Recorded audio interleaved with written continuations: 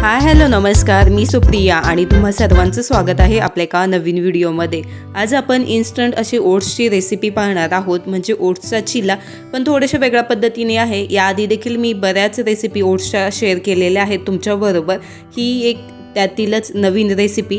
त्यासाठी मी अर्धी वाटी ओट्स घेतलेले आहे। नॉर्मल ओट्स येतात तेच घेतले, भाजून वगैरे काहीच नाही।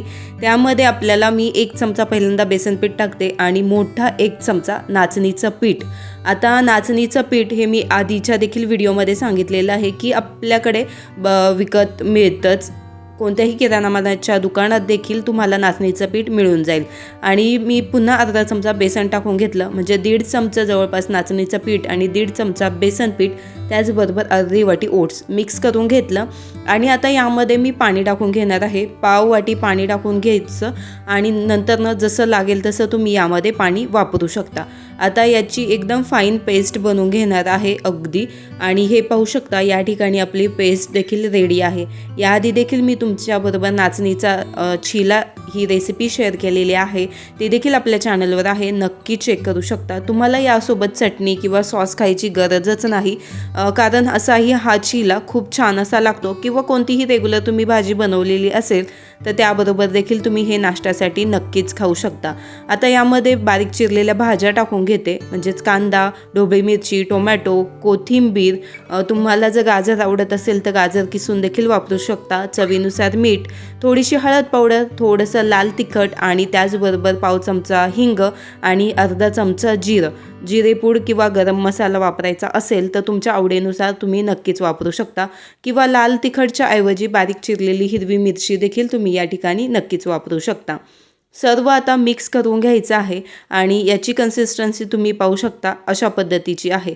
तुम्हाला जर अजून पातळ बनवायचं असेल, कारण हा चिला थोडासा जाडसर बनवते मी, जर तुम्हाला पातळ बनवायचं असेल खरपूस असा, तर अशा वेळेस तुम्ही पाण्याचं प्रमाण थोडंसं वाढवू शकता।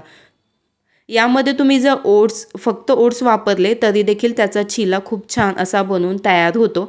आता एक पॅन घेतला, त्याला मी तूप लावून घेतलेलं आहे सगळीकडनं, छान गरम झाला की त्यावर हे बॅटर जे आहे मी सर्व बॅटर टाकून घेणार आहे आणि याचा एक मोठा असा चिला बनवून घेणार आहे।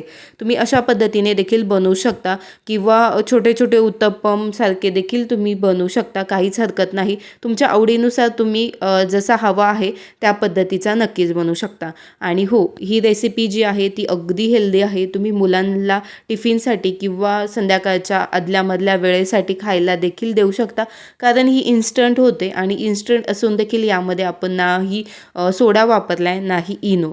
हाय फ्लेमवर 1 मिनिट भाजून घेतल्याच्या नंतरनं मीडियम फ्लेम करून छान खरपूस भाजून घ्यायचा, नंतरनं पलटी करून घ्यायचा आणि खालची बाजू देखील अशाच पद्धतीने भाजून घ्यायची आहे। तुम्हाला हवं तर तुम्ही तेल, तूप, बटर काही लावू शकता आणि मस्त अशा पद्धतीने आपला हा ओट्सचा चिला बनवून तयार झालेला आहे।